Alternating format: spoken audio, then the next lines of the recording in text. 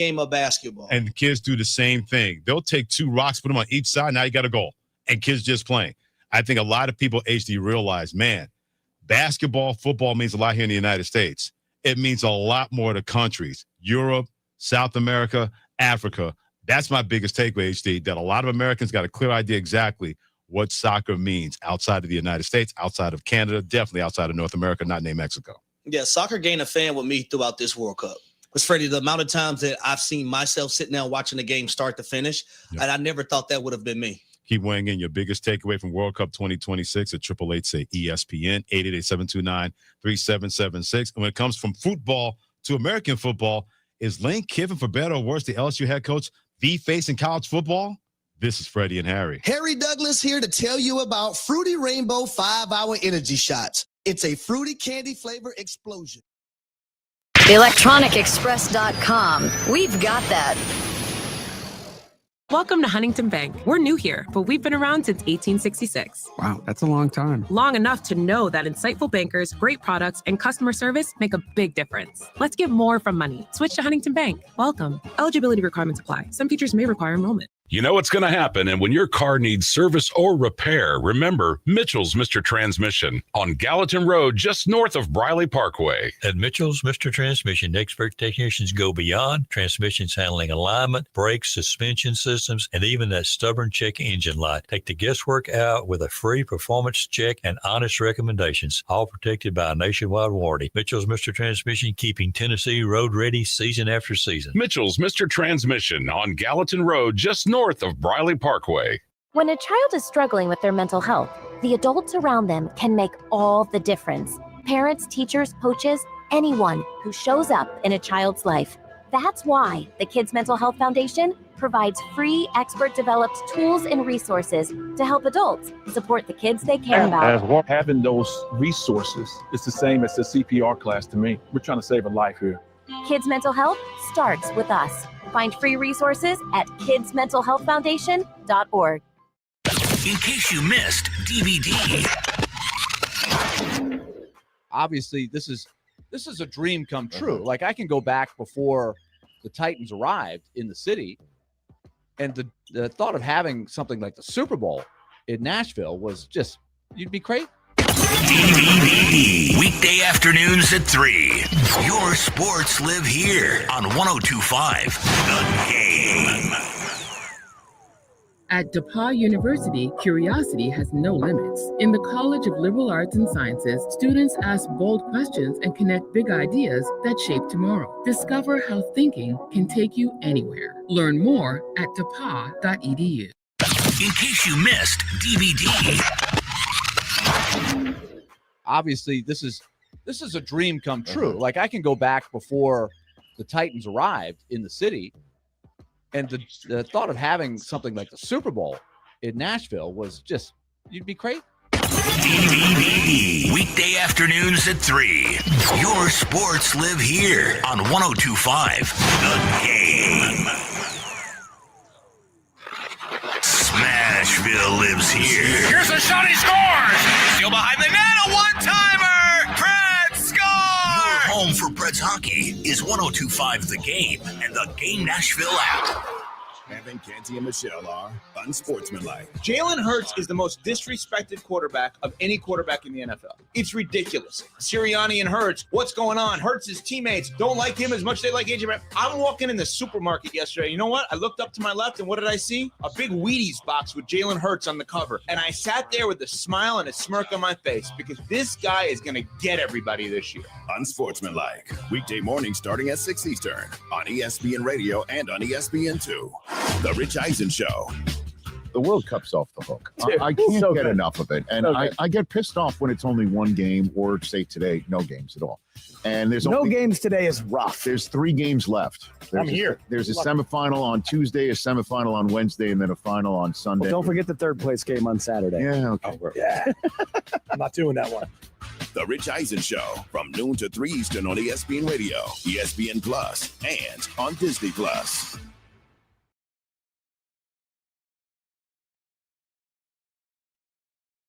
Your sports live here. WBUZ HD3 Laverne. We are the Game Nashville Sports Network. ESPN 94.9. The Fan.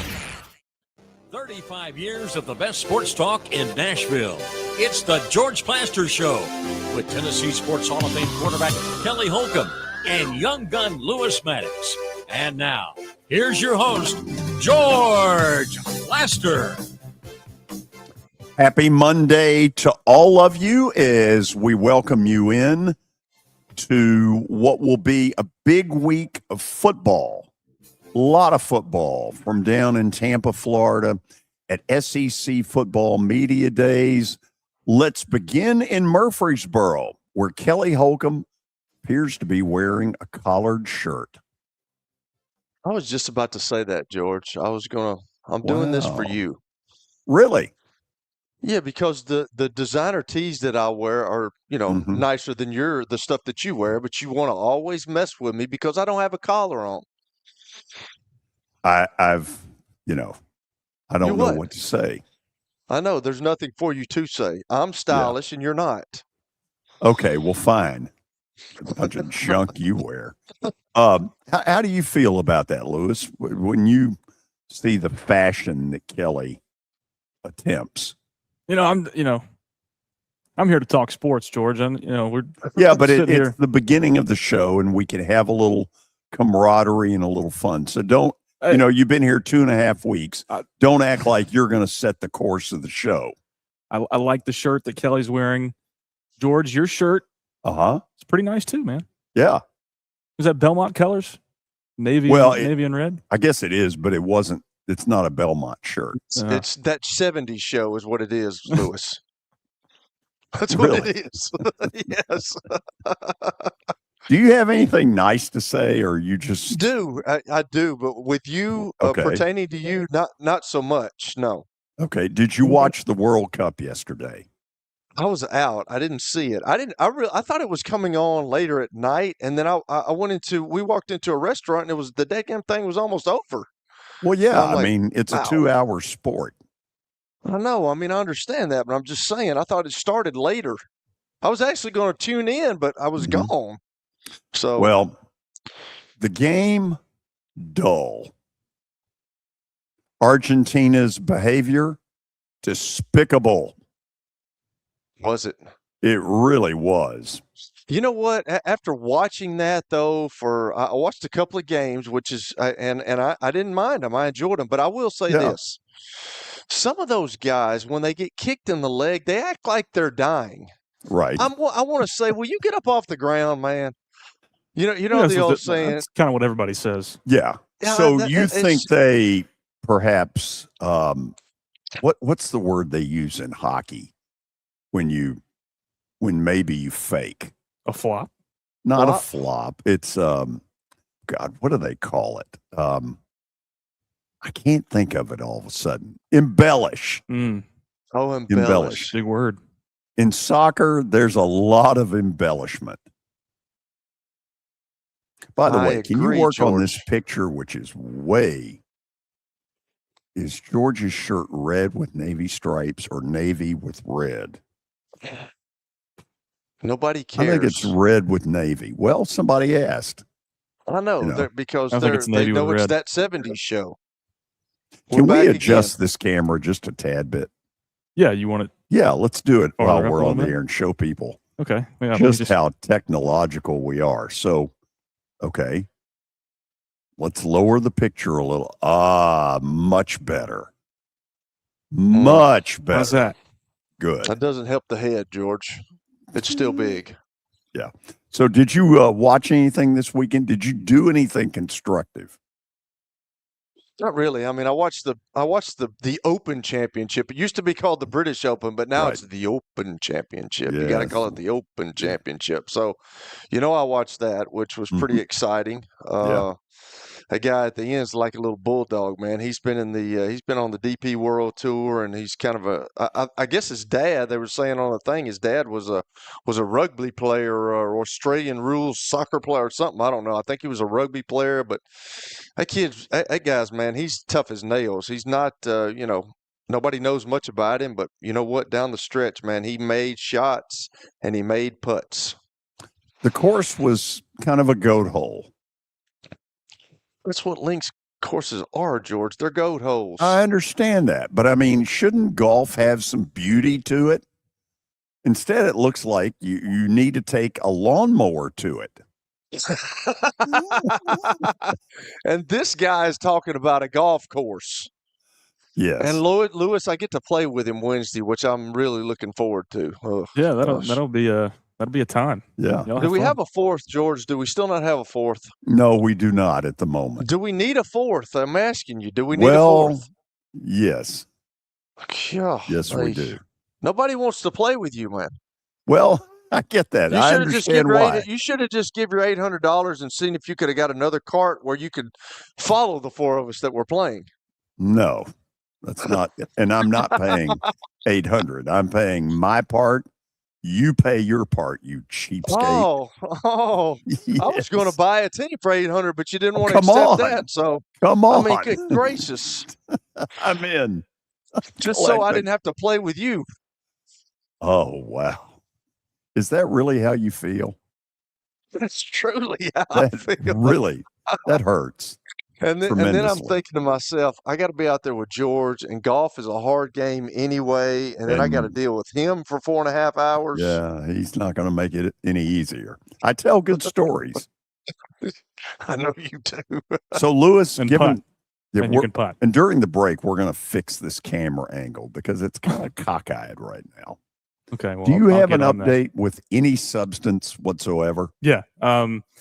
So obviously SEC Media Days today. Sankey talked this morning, and we're going to hear. That's the commissioner.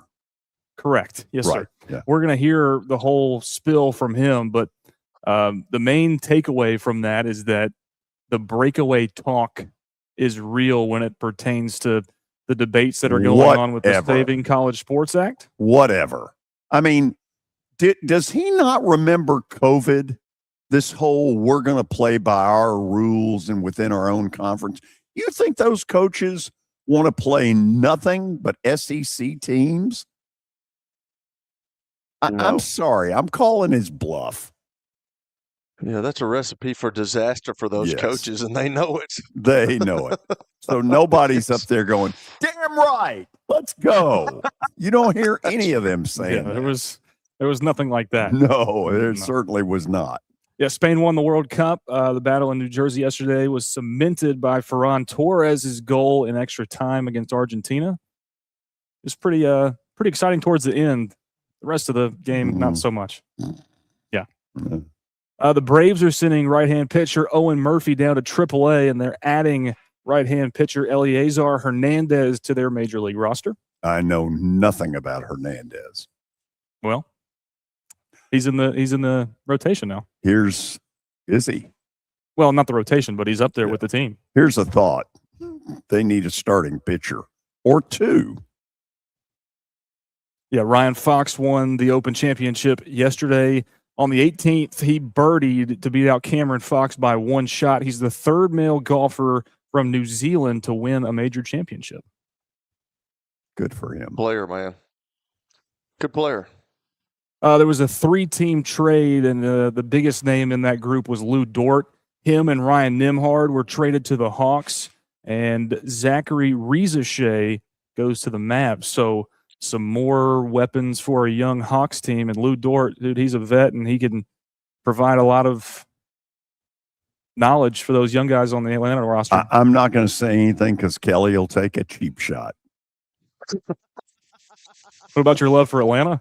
Well, no, You'd just be that I correct. have Hawks. pinpointed very early that this is a franchise that appears to me to be on the upswing. I'm kind of right there with you. Connor Buy Bedard. low, sell high. Hogs, man. You've got stock in it, I know. Good No, gracious. I do not. What are we Different doing? kind of Hawk. The Blackhawks, they signed a 5-year, $75 million extension with Connor Bedard. That puts him right around the top of the league salary-wise at around $15 million a year. Good for him. Victor Medeiros, he ripped a 2-run single on Friday against the Rangers. That's the first Braves pitcher to get a hit in a game since 2021. So, Kelly, here's the deal. So it was like 12-1 total blowout. It was 13-1. 13-1. And the Rangers have their catcher pitch. And he just sort of lobbed some lob shots. And the Braves pitcher, who had just gotten called up, ripped one 103 miles per hour in the left. Scored 2. It was pretty funny. And then they get it done Saturday. Chris Sale, 7 shutout innings. 21, I think.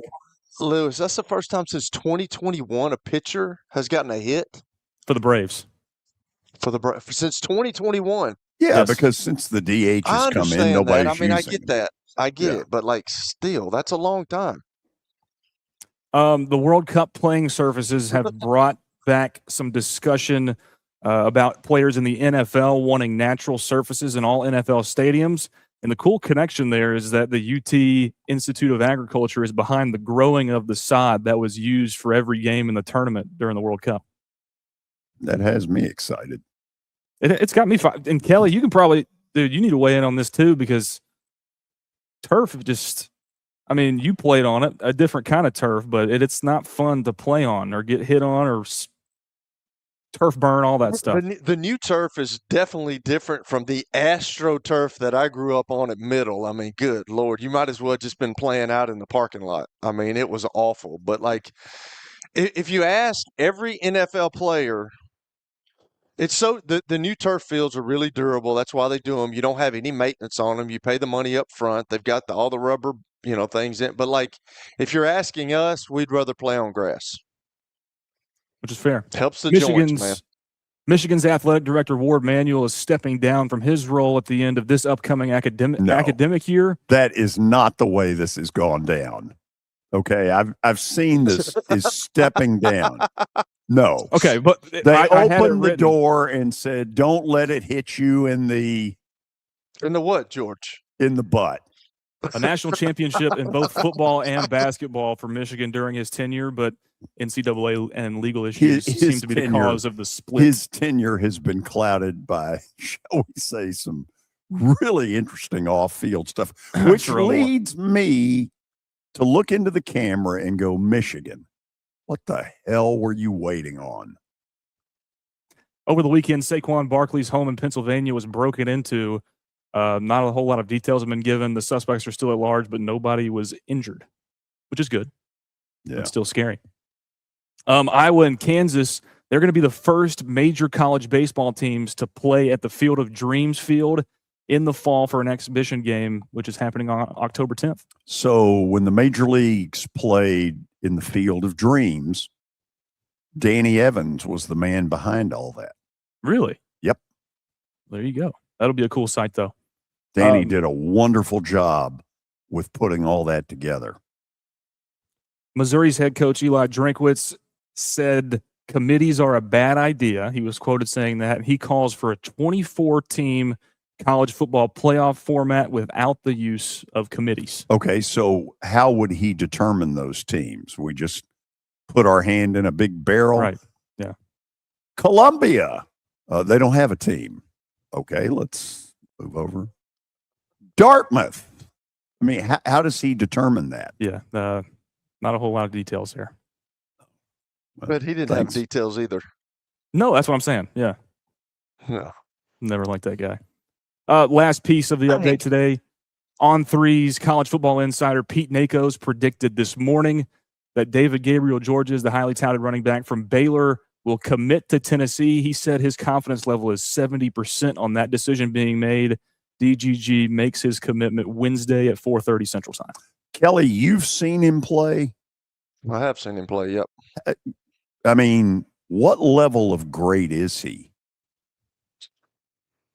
George, I kind of refrain sometimes from making that because you just never know how guys are going to turn out. Now, does he look the part? Absolutely, man. Golly, you look at the kid. He doesn't look like a high school player. He truly doesn't. He looked like he was a junior in college already. He was just yoked up. He kind of reminded me of Adrian Peterson. You know, I was around Adrian when he was a rookie, and that's kind of who he reminds me of. I mean, they're starting to make these comparisons, which I've never liked comparisons, but you know, these guys, like I think you don't say a can't miss, because I don't think there is a can't miss out there. I mean, you've got to have some luck along your way when you're playing in college and you go on in college, because injuries and things like that have a habit of happening sometimes. You just don't know how a guy's going to turn out.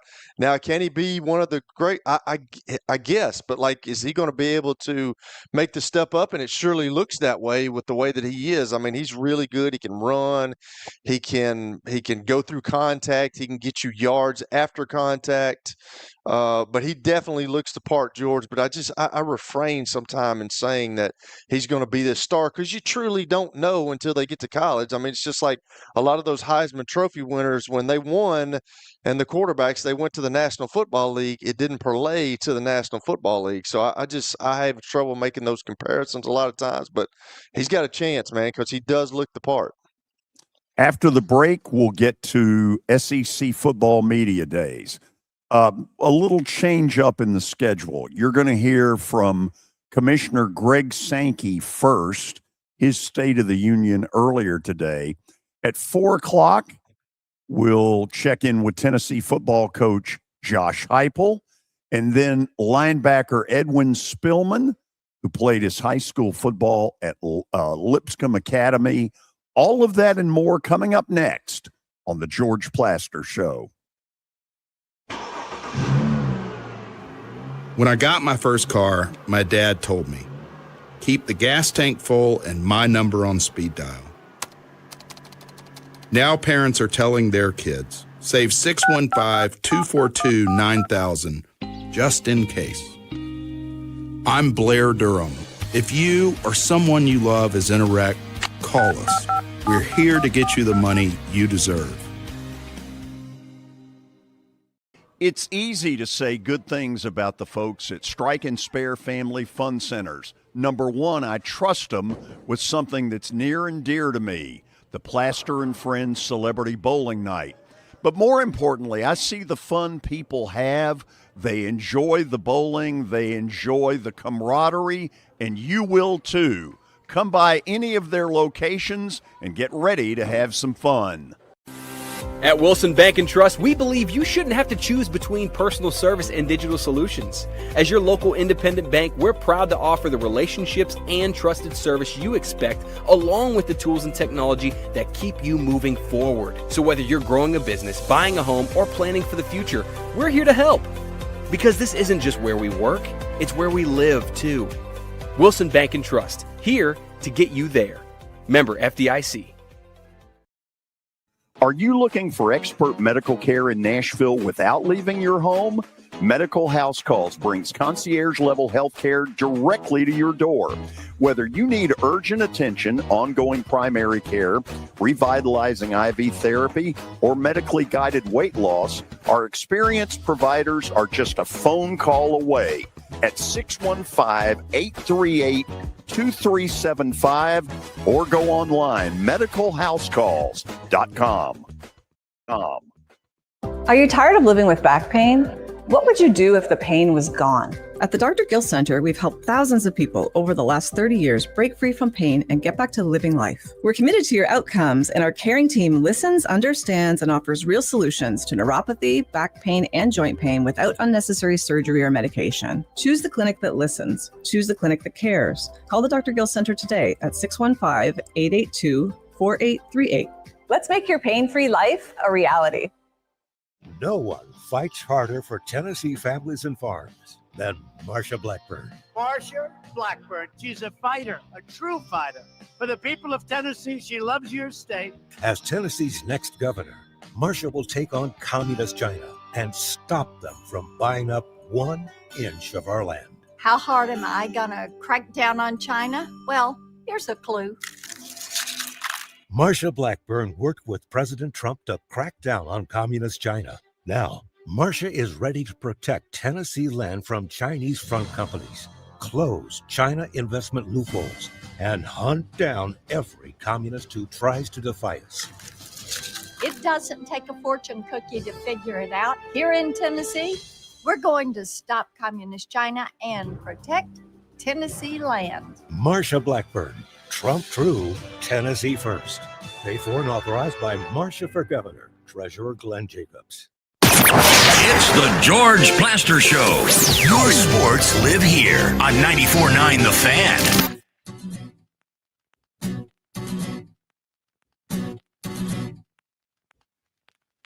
Okay, we are back. We're headed down to Tampa, Florida. We want you to be able to hear a lot of what Commissioner Greg Sankey put out there earlier today, because I think it's better to be able to see and hear and all that kind of stuff and judge for yourself. I will tell you up front that I think when it comes to this whole, we're going to take our ball and run home, I think he's being kind of a hot air windbag. The last thing the coaches want is to do nothing but play conference teams.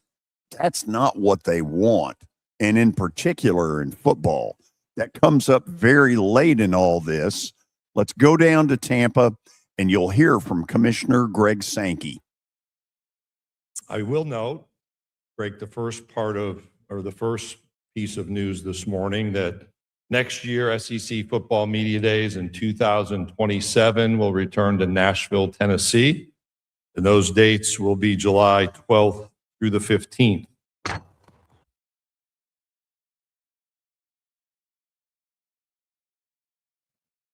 Before I jump into the issues of the day, I think it's worth taking a moment to recognize what has been accomplished by the student athletes, our universities, our coaches, and our administrators during the preceding year, in part because the 2025-2026 academic year is going to be one of those years that serves as a defining chapter in the history of college athletics.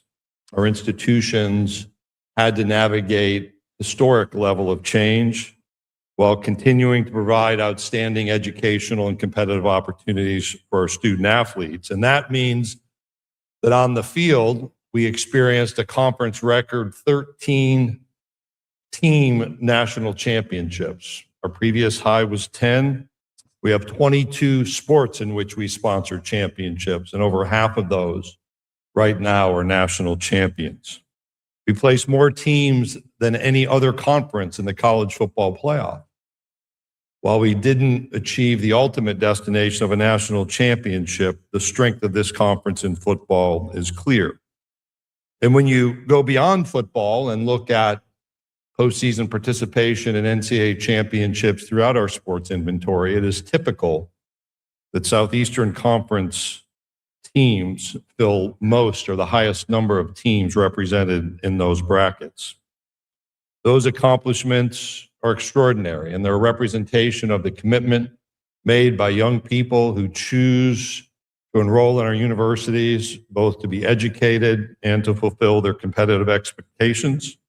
The work of our coaches, the dedication of our athletics administrators, and the leadership at the president and chancellor and board level throughout our conference.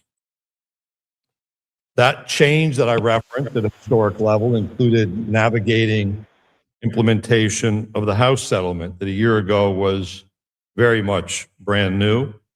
But we also continued to invest in the student athlete experience, medical support, mental wellness care and initiatives, leadership development.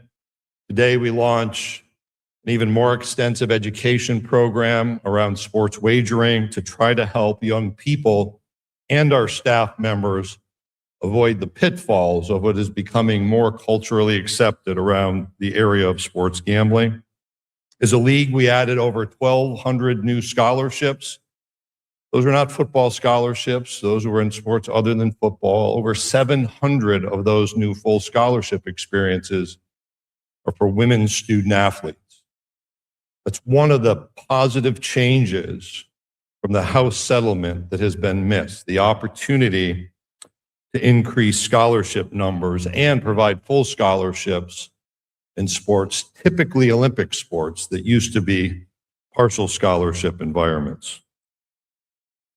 That commitment continues to be reflected in a high level of interest in what happens around our competition. Southeastern Conference football remains the second most watched sports property in the United States, trailing only the National Football League. And we account for just over 40% of the live viewership hours consumed among the four major conferences. Our football programs draw an average of 80,000 fans per game. That's our average number. And this was the stat of my summer. That's the highest average attendance for any sport league in the world. And we're national leaders in attendance in just about every other sport sponsored by the Southeastern Conference. Across every measure, interest in our league continues to grow. And that's attached to the work of those leaders on our campuses whom I cited a moment ago. These and other achievements provide a solid foundation for our present and our future, but they're not our destination because we know that success brings with it responsibility. Our responsibility isn't simply to celebrate victories and championships.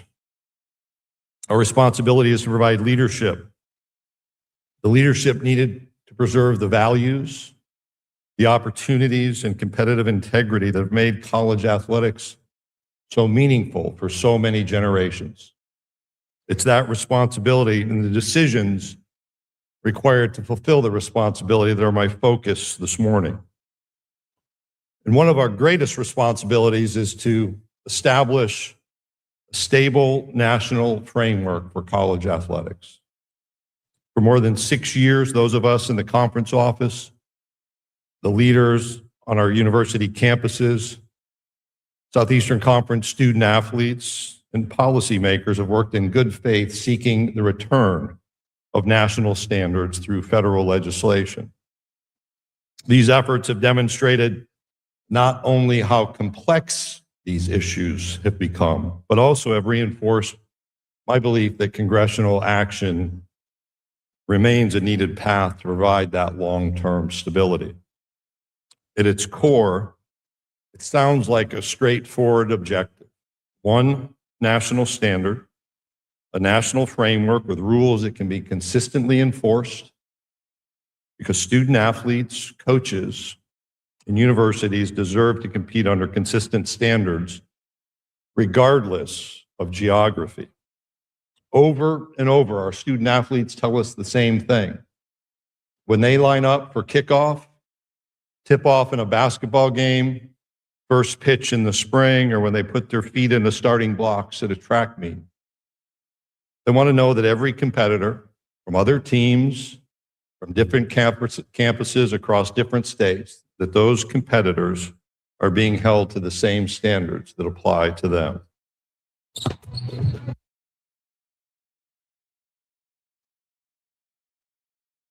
Among all the press releases, legislative drafts, committee hearings, and political commentary, that message from our student athletes to me is the clearest message we have heard. Hold everyone to the same standard. Now, the reality is, just turning on the news this morning, you're reminded that Congress and the federal government have no shortage of critical issues competing for their attention. And we appreciate the bipartisan work of members of the House and Senate and the interest from the President and his administration in working to address the future of college athletics. Through the fall, the winter, and into the spring, that bipartisan work produced a focus in the House of Representatives on the SCORE Act. And earlier this summer, Senators Ted Cruz and Maria Cantwell introduced the Protect College Sports Act. And I want to be clear that we appreciate the tremendous efforts that have gone into these legislative drafting initiatives. And we're engaged specifically now in ongoing dialogue around improving the Protect College Sports Act. I also want to note, because he's one of the senators in our footprint, the engagement and the work of Senator Schmidt from Missouri. You may not know Senator Schmidt, but he did make SportsCenter's top 10 plays with one of his catches during the congressional baseball game earlier this summer. That Senate bill contains many provisions that we support and we think are both healthy for college athletics and the participants in college athletics. And just quickly, that includes enhanced expectations for student athlete health and safety, supporting educational opportunities, providing scholarship protections, overseeing agent activity, increasing the participation of our student athletes in governance, which we as a conference have led in that area for years and actually decades, and those national standards of which I spoke, particularly in eligibility and transfers. We support the effort behind the Protect College Sports Act. However, we believe changes to the act are necessary to make it most effective. And the changes we've suggested are both achievable and reasonable, and we're committed to working with Congress to move the legislation across the finish line. There are 4 principles that we believe should guide this legislative effort at this time. The first is about those national standards, which must be enforceable. If Congress establishes national rules, individuals and organizations who comply with those rules should not be subject to litigation simply for following the law. Without meaningful legal protections, we risk the continuing cycle of uncertainty that has been part of our challenge in college athletics in recent years. Second, the framework should be truly national. The legislation moves us in the right direction, but it should more fully replace the growing patchwork of state laws that are conflicting and create competitive differences based upon state borders. Remember that quote from our student athletes. We just want to know that others are held to the same standards. Third, transparency and accountability are essential. Rules governing name, image, and likeness activity are only effective if they can be enforced. And that requires meaningful transparency so everyone operates under the same expectations and the same level of accountability. Without it, loopholes undermine that competitive fairness expectation. And then fourth and finally, the legislation should treat similarly situated organizations equally while preserving institutional choice.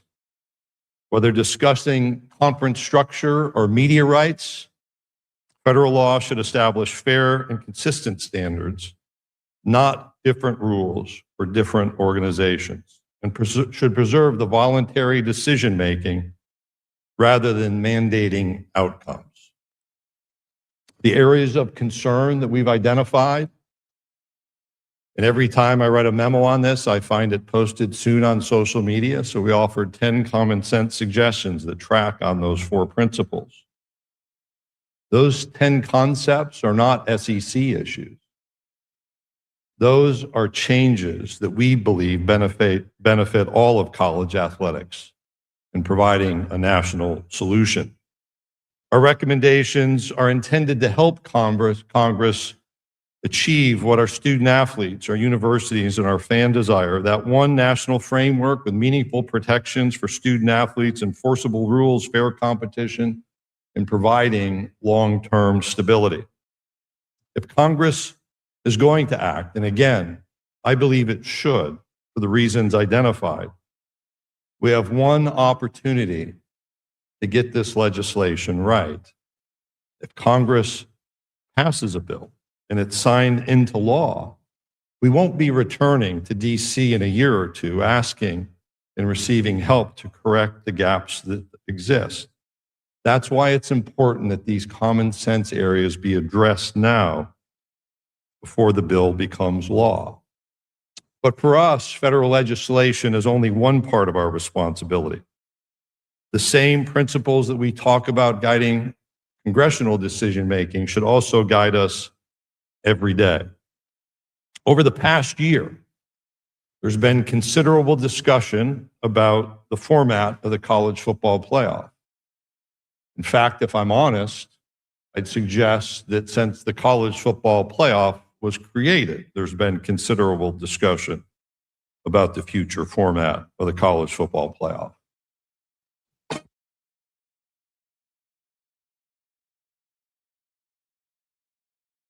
That helps you fill space, right? Those conversations are important, but our approach has remained consistent. We're not necessarily interested in finding the easiest path. We are focused on finding the right path for college football. Leadership sometimes is not about having an immediate answer. Leadership is about asking the right questions before making decisions that shape our future. And some decisions are so important that taking the time needed to let the important questions be answered is the right step. And the need to have the right information should properly inform our decisions. Some of those important questions that remain for us is, how do we preserve and build the value of the regular season? That is a judgment-based answer that we continue to consider and research. We also need to know, what is the actual interest from fans and from media entities in an expanded college football playoff? How do we respect the academic calendar and respect the well-being of our student athletes? When we went from 4 to 12, those questions were answered during the consideration process. How do we create a postseason that rewards excellence while strengthening the long-term future of the sport and providing postseason competitive opportunities that are meaningful? And I'm certain to be asked the last one, what happens to conference championship games in the sport of football that the playoff expands further? Those questions and others rightfully do and should guide our conversations, and each deserves thoughtful answers, not assumptions and not incomplete information. But we do need to bring this conversation to conclusion in short order so we can move on and focus on the future of the game. This same principle-based decision-making helped guide the Southeastern Conference when considering a 9-game football schedule, which begins this season. Now, we and I recognize that a 9-game Southeastern Conference football schedule, coupled with our expectation that we maintain a high-quality non-conference opponent, creates one of the most, in fact, I'm going to scratch what I wrote, it creates, without question, the most demanding sets of football schedules in all of college football. But these decisions were made after years of thoughtful discussion, careful analysis, and spirited debate, which led us to the conclusion that the 9-game schedule was appropriate. And the 9-game schedule reflects confidence in our universities, our student athletes, and in our football programs. It preserves great rivalries, historic rivalries, many of which are played every year. It creates more compelling conference matchups and reinforces our long-standing commitment to competitive excellence. When you look at our schedule, no one has created the kind of weekly competition that exists in the Southeastern Conference. It's competition that our fans will experience every week because we believe we're the best conference in college football. And if so, we should also embrace the challenges with a difficult and challenging conference schedule, the best schedule in college football. It will challenge our teams. It will prepare them for the highest level of competition and reflects who we are as a conference. So whether we discuss legislation, the future of the college football playoff, the future of SEC football, our responsibility is not to simply chase the next headline or simply react to the issue of the day. Our responsibility is to make principled decisions that strengthen college football, preserve what makes it special, and position it for long-term success. Because in just a few weeks, all across our 12-state footprint, the stadiums of the Southeastern Conference will come alive again. Families will gather. Tailgates will happen. Campuses will fill. Rivalries will be renewed. New leaders will emerge. New champions will be crowned. And we're at that time when every season begins with a thought of hope and possibility. And our responsibility is to preserve everything that makes those moments possible. Before I conclude and we turn to questions, I do want to take a moment because we're reminded as things happen rapidly in our lives, that as the years go on, we lose some people who are special to us. And we experience that with members of the media who would normally be with us today, but we lost during the past year. Wes Rucker, first, was a Knoxville sports journalist who provided extensive coverage of the University of Tennessee athletics for over 2 decades.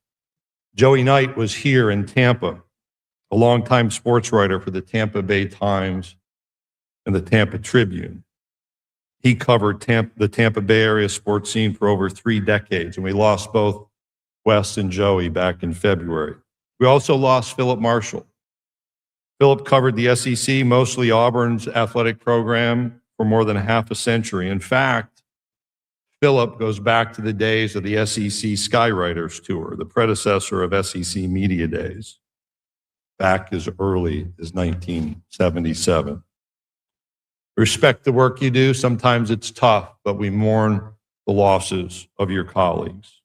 And I want to say thank you to each of you, no matter what questions you might ask, for joining us over the next few days. I want to say thank you to the SEC staff, who kind of go from event to event, never losing the focus on the importance of supporting outstanding experiences. We are here as staff to make your media days successful, and please call upon any of us if we might help you do better in engaging in your work. And with that, as is our tradition, I'm going to turn to Kevin, who moderate questions, but I will note that this is also the reminder that Bob Holt used to be quick right up here with that first question, another reminder of someone special to us all. So Kevin, take it away. Thank you, Commissioner. If you have a question, raise your hand. We have Tommy, Jalen, and Kaylin with microphones. We'll bring a microphone up. So go ahead and come on up, Kaylin. Again, please stand and give your name and affiliation. We'll start over to your right-hand side. Commissioner. Hi, Greg. It's Eddie Pels with AP. How real are the conversations within the SEC about potentially breaking away from the college structure as we know it? And in any way, is that being used as leverage in the conversations you're having with Congress about the bill? So you phrased the question of how real. So I'll take that as like real or not real. So they're real. People have talked about that. They've opined about the frustrations that bring them to the point of saying we should look at something significantly different. I do not believe that is a leverage point. I think that's just honest communication. I would prefer that stay in a meeting room or on a video conference and not be part of the D1 ticker the next morning, but I don't control all of that.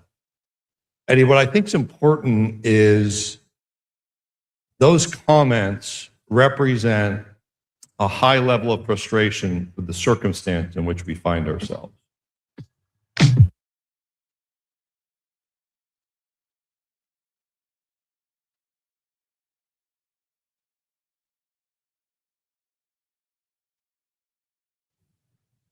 We have regulated ourselves more aggressively than other colleagues by choice across our league. We've had different academic eligibility restrictions in the past. So we've had different transfer restrictions in the past. So some of what you hear comes out of a culture that we can regulate ourselves.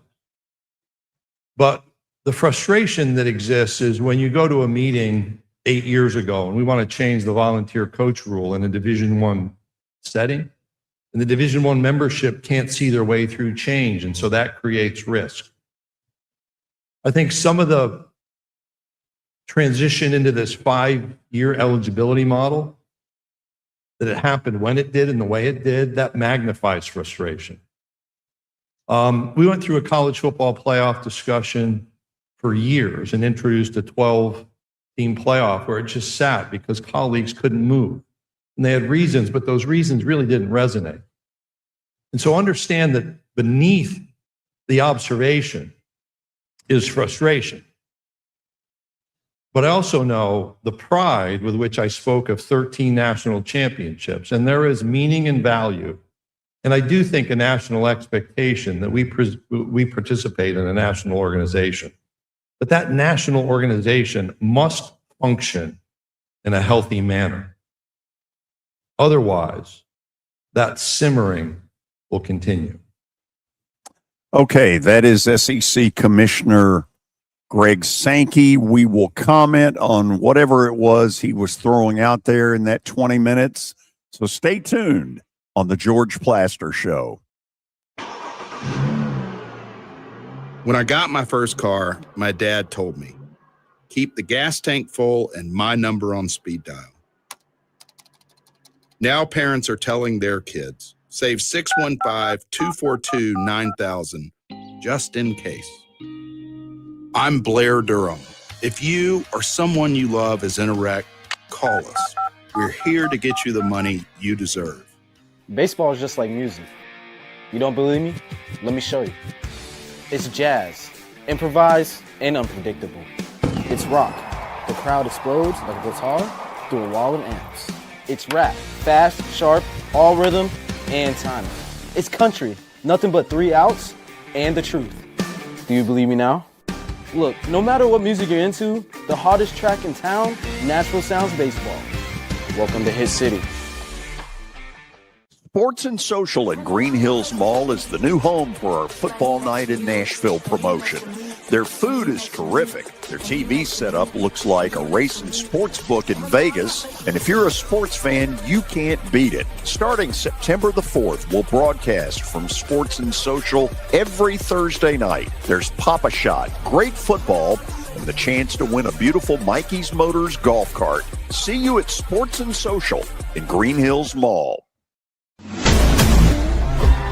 Clarksville, get ready. Because when the doors open at F&M Bank Arena, the noise rises. At the Nashville Cats. The walls shake. And the Cats take control. Fast plays. Big hits. Non-stop arena football. Get in the den. Get your season tickets now.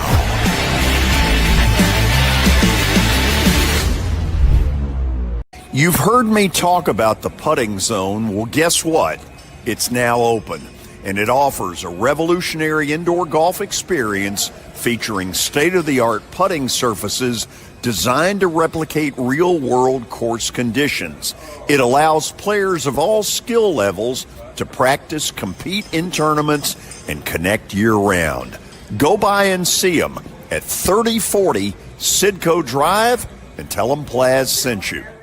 Liberals don't get it, but it's pretty obvious. Their policies are messed up. That's why pro-Trump conservative Johnny Garrett spearheaded legislation banning men from playing girl sports. Garrett's a married father of 3 and endorsed by Riley Gaines. Garrett will protect girls sports and stop the radical left pushing sex changes for minors. We need more Tennessee in D.C., and Trump needs an ally. Vote conservative Johnny Garrett for Congress. I'm Johnny Garrett, and I approve this message. Support law and order. Garrett's fought for us in Nashville, and that's what he'll do in Congress. No to biological boys playing girl sports. No to communist China buying our farmland. And no to criminal illegals invading our state. Because with Johnny Garrett, what you see is what you get. It's time to bring more Tennessee to D.C. Send Trump conservative Johnny Garrett to Congress. I'm Johnny Garrett, candidate for Congress, and I approve this message. Paid for by Johnny Garrett for Congress. It's the George Plaster Show. Your sports live here on 94.9 The Fan.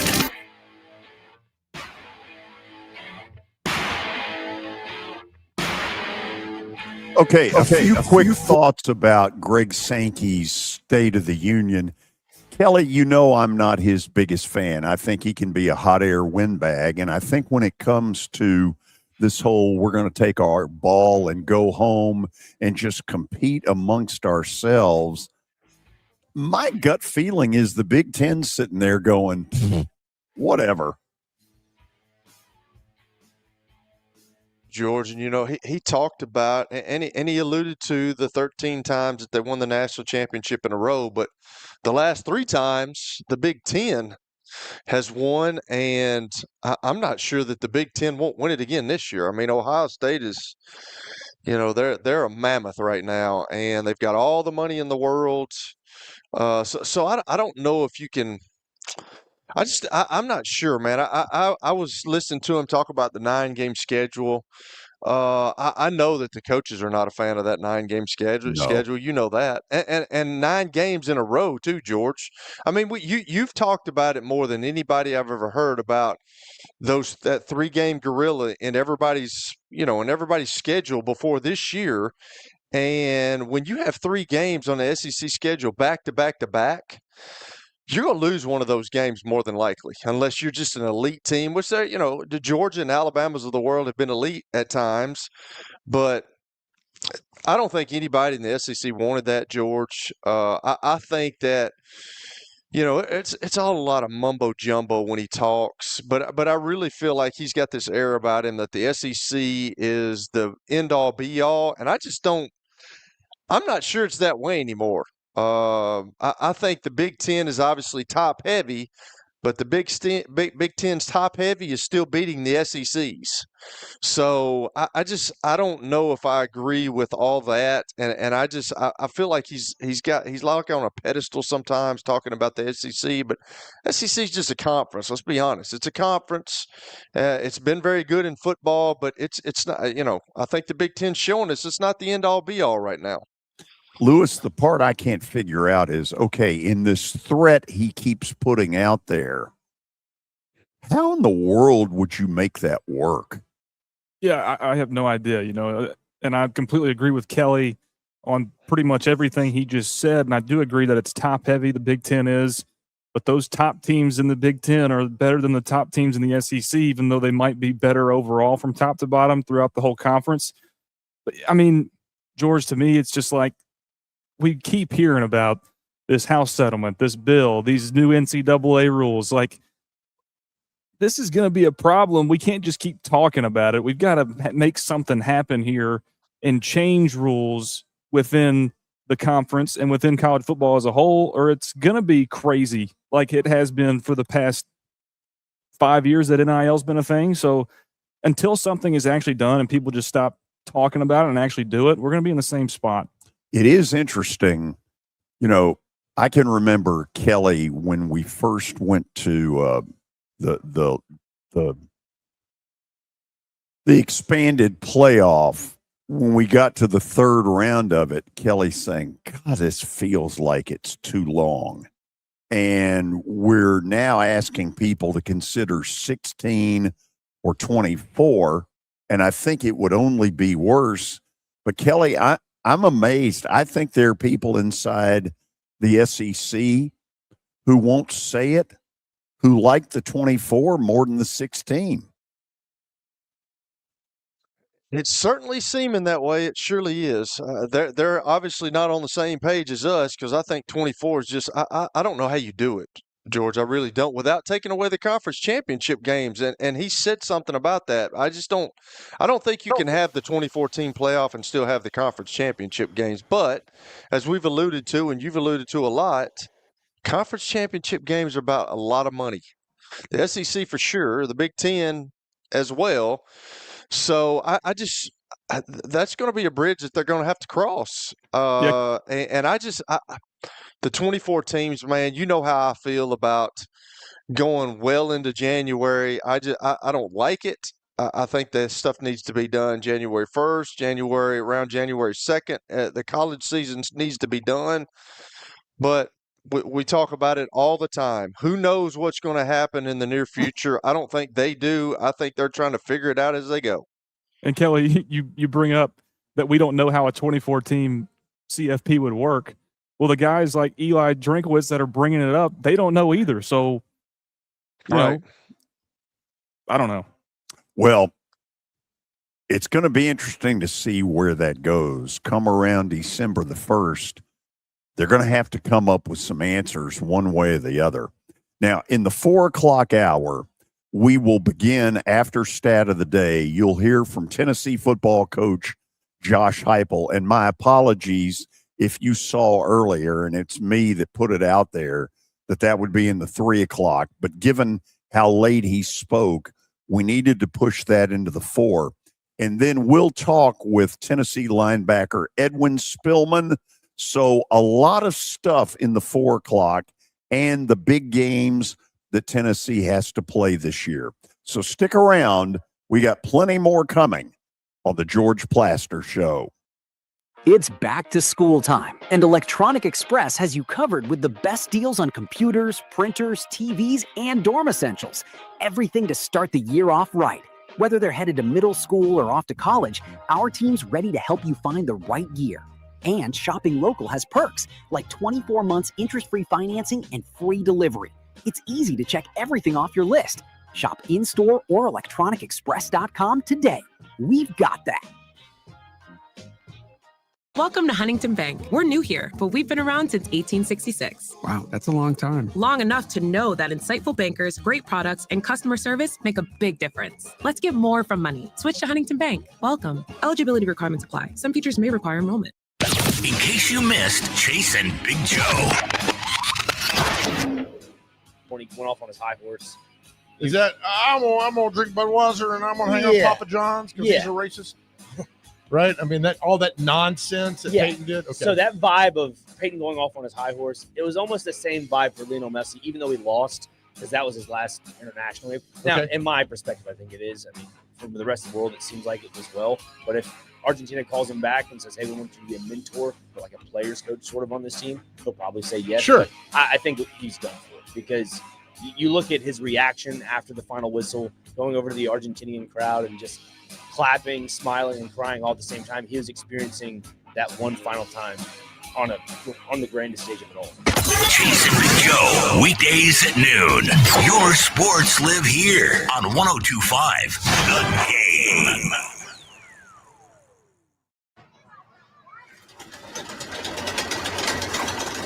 For the love of the climb.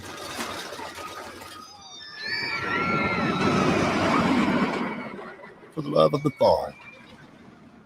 For the love of knowing your kids' laughter is the sweetest music there is. For the love of Tennessee. Travel safe. Brought to you by the Tennessee Department of Tourist Development, the Tennessee Association of Broadcasters, and this station. When a child is struggling with their mental health, the adults around them can make all the difference. Parents, teachers, coaches, anyone who shows up in a child's life. That's why the Kids Mental Health Foundation provides free, expert-developed tools and resources to help adults support the kids they care about. Having those resources is the same as the CPR class to me. We're trying to save a life here. Kids Mental Health starts with us. Find free resources at kidsmentalhealthfoundation.org. In case you missed Robbie and Rex Road. Ward has got to be more excited than anybody, than any Titans fan, than Amy Abstrunk. Like, Ward's got to be loving playing for Brian Dable heading into this year. I would think so. I would hope so. Yeah. And he's got. I feel like he's got a personality, Joe, that can actually handle being coached by Brian Dable too, which is very important. Yeah. No, I agree. Wake up with Robbie and Rex Road. Weekday mornings at 6. Your sports live here on 102.5 The Game. You're listening to 94.9 The Fan. Sounds baseball lives here. Is it fair? It's fair! It's gone! Sounds win! Sounds Baseball is brought to you locally by Twin Peaks, home of the scenic views and 29-degree drafts, family leisure and social cantina. Your home for Nashville Sounds Baseball is 94.9 The Fan and the Game Nashville app. A lot of people want to define teams by singular performances. Sports. Did he not go back into the game after that interception? Let's get this turned around. And we're all saying, no, they don't. Here. You thought you were on your way. Your sports live here. On ESPN 94.9. And the Game Nashville Sports Network. Your sports live here. WBUZ HD3 Laverne. All around the world on the Game Nashville app. We are the Game Nashville Sports Network. ESPN 94.9. The Fan. 35 years of the best sports talk in Nashville. It's the George Plaster Show with Tennessee Sports Hall of Fame quarterback Kelly Holcomb and young gun Lewis Maddox. And now, here's your host, George Plaster. Hour number 2 of the George Plaster Show, kicking it off, as always, with the Apple Collision Center's stat of the day. Kelly Holcomb, George Plaster. Are y'all ready? Because I actually know this one today. Oh, heck yeah. Bring it on. All Then right. we're certain to know it. Let's do it. When was the last time Spain won the World Cup? Was there a second time in history? Kelly, help me. Yeah, I mean, don't look to me on this one. I know it because they said it on the broadcast yesterday. Okay, well, they did. I don't know. I have no idea, George. I'd probably fallen asleep at that point. It was a little. Is it a long time ago there, big dog? Not too long ago. Let's go. Let's go 1998. What the heck? Okay. Kelly? I'll go 1994. Okay. Let's see. Well, I'm going 2010. Oh. July 11th, 2010, they defeated the Netherlands 1-0 in extra time. That is so. You suck, Lewis. You You suck suck. as a human being. You suck suck. as a human being, dude. What is wrong with you? We now officially welcome you into the 4 o'clock hour of Cheap Shots, but most importantly, with SEC football media days and Tennessee on the clock, let's talk some Big Orange football. Goes in motion. They've managed to handle Peter so far tonight. Outson puts it over there, and that's picked off. And it's going to be 6. It's Green Goodrich. Touchdown. That was when Tennessee won it all on that night out in Arizona against Florida State. But now to the present, Coach Josh Heupel, just a little while ago at the podium. Coach, and he is ready for your questions. We're going to start over here on the left side, third row. Yeah, Josh, Barry Trammell with the Tulsa World. Barry, good to see you, buddy. You too. You too. All across college football, people are having trouble running the ball. Why is that? You've actually been pretty successful running in recent years, but a lot of teams, it's difficult to run the ball anymore, including some big name brands. What's exactly going on there? I don't know that it's just one thing. I think the game is cyclical sometimes, and defenses have continued to do a really good job structurally changing, being extremely multiple. Some of the run game stunts, twists that you're seeing are being executed at a really high level too. Over here, left side, third row. Josh, Jason Caldwell, Auburn 24/7 site. You know Alex Golish probably as well as anybody. What has Auburn got in a head coach, and what makes him tick for you when you think about him? Excited for Alex. You know, like other guys that we've had on our staff that have been able to go on and be a head coach. Jeff inside of this league, and Jerry Mack at Kennesaw. Alex has done a really good job. Did a great job flipping around his previous stop. He's smart. He's got a clear plan on what he wants to accomplish, and going to demand it from the people around him, and excited for him and his opportunity.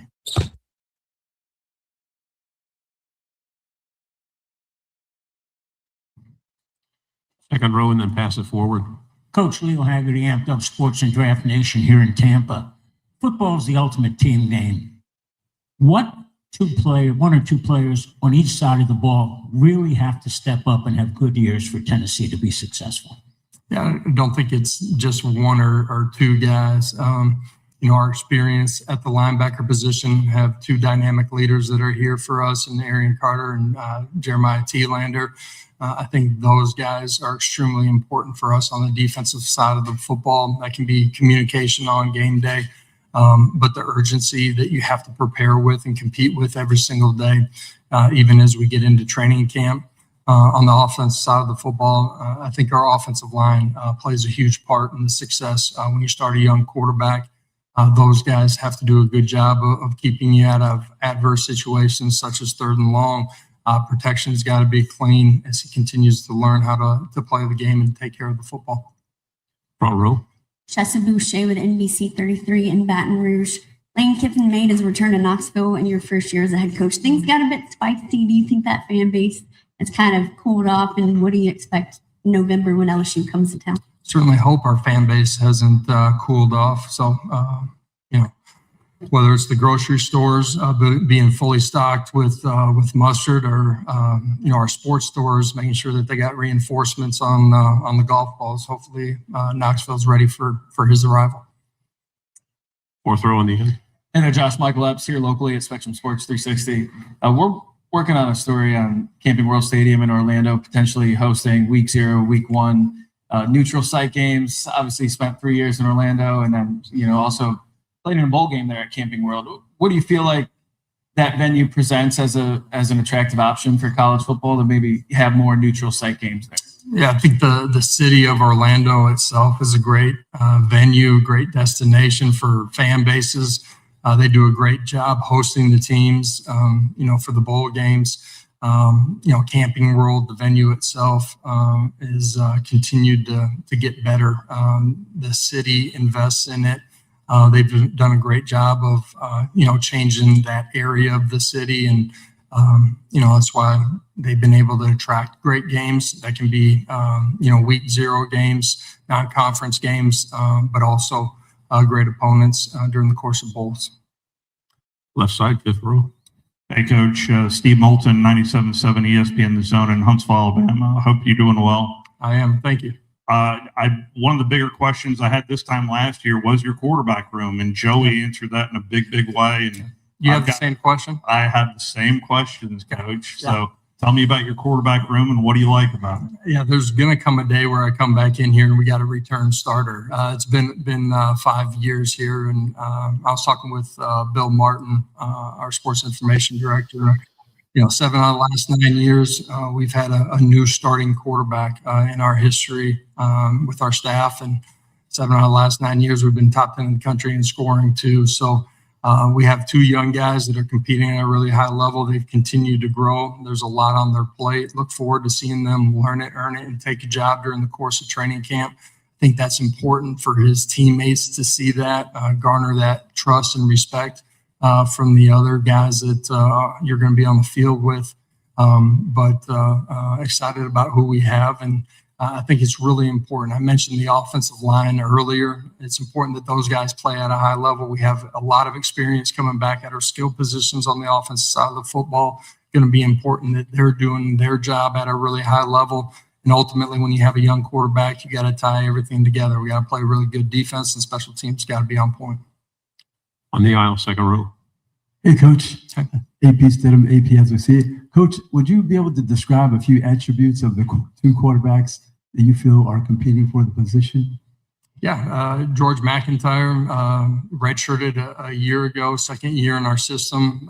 As we started in January, had good understanding of what we're doing, the most experience inside of it, but has continued to grow in his mastery of what we're doing offensively. Thought he took some big jumps fundamentally and technically inside of the pocket that were important for him during this offseason. Faison Brandon, true freshman, radically changed his body. He's done a great job competing in that avenue, but has competed extremely hard. He's one of the first guys in the building, one of the last to leave. He's constantly doing extra work to make up ground and master what we're doing offensively. I like the way that they've competed individually. I like how they've competed as a group.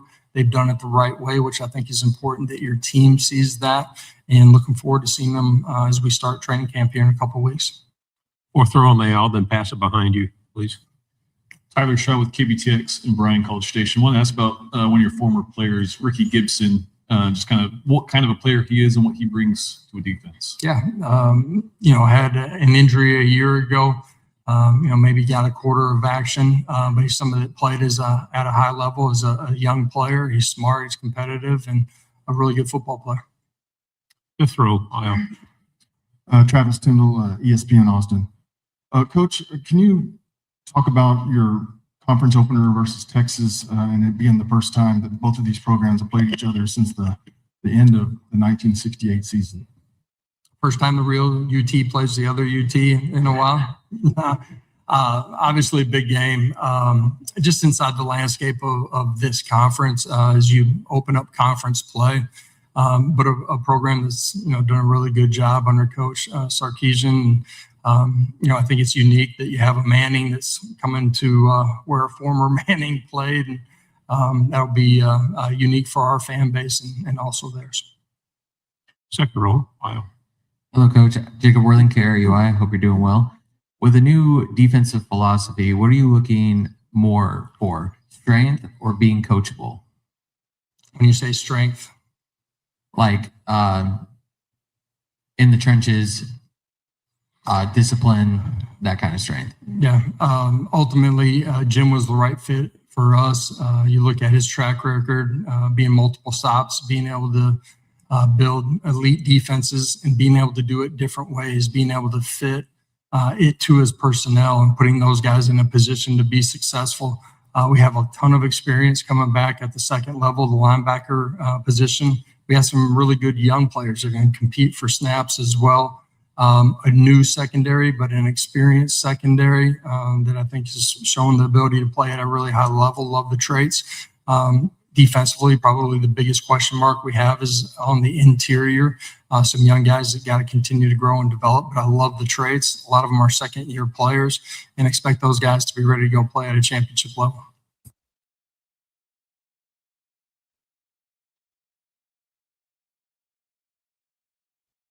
Back row on the aisle again. Travis Tyndall, ESPN Austin. Coach, what are your thoughts on Deshaun Bishop as a returning starting running back? Yeah, a guy that was a former walk-on into our program, has grown tremendously just in how he approaches every single day, what he does outside of the building, that mastered what we're doing offensively, has done a great job at changing his body this offseason. You look at his strength and power outputs, his physical mass, but his speed and acceleration as well. He's done those things because of how focused he is to become his best every day, how he takes care of his body outside of the building. I think in the 5 years that we've been at Tennessee, we've rushed for over 2,000 yards every year. First time that's been done since the late 80s. But, Deshaun's a 1,000-yard rusher. We've had two previous from him as well, and expect him to play at an elite level this year. A guy that is willing to play with the ball in his hands and play with the ball not in his hands, has really developed into a great pass protector and a guy that catch the football out of the backfield. Two final questions, third row, and then pass it forward, please. Josh, with Auburn back on the schedule, you face people that have known staff. How does it impact you when you know somebody so well and they know you so well? And how does that impact, I guess, the season as you prepare for a game like that? Yeah, it's week 5, I believe, so it's more towards the middle part of your season. There's a lot of familiarity with guys that are on that staff, guys that were part of our coaching staff as young coaches, guys that played for us at a previous stop. A ton of respect for the guys that are inside of that building. It'll be unique. It always is when you face somebody that's got that type of familiarity that you've sat in the war room with as you're, designing game plans and getting ready for battle. But it'll be an exciting one. AP, final question. Instead of AP as we see it, Coach, recruiting and evaluation is a meticulous task. How was Deshaun viewed as a walk-on? I mean, do you recall that process when reviewing him, his film and things, and he became an all-star type player? Yeah, absolutely. A guy that was highly productive at a high school that, was 35 minutes from campus. His offers, we didn't feel like necessarily matched what his potential skill level was. He had great vision, balance, and body control, great feet in the hole. There were some things that he had to continue to grow in, but we were able to talk to him and just, at that time, we were limited in some of the roster spots that we were able to have with some of the things that we inherited from the previous staff, and, kind of talk to him about our vision of who he is, how he could develop, and how he could become an impact player. And he certainly lived up and surpassed those expectations. So that was Tennessee football coach Josh Heupel earlier today. Kelly, the problem, as I look at it with Tennessee, is the way the season ended. And it's got the fan base a little bit nervous. Vandy hung 45 on them. Yeah. And then they rolled in here for the Music City Bowl. And to be honest, I didn't think they played with a lot of zip, a lot of enthusiasm. They looked like a totally disinterested football team. And Illinois, because of that, won the Music City Bowl. So as we look at important games for Tennessee next year, or this year, obviously going to Georgia Tech early, to me, is a game that they cannot lose because of what I just brought up. Vandy beats them. Illinois beats them in the bowl game. Kelly, all of a sudden, to me, that means Georgia Tech is huge.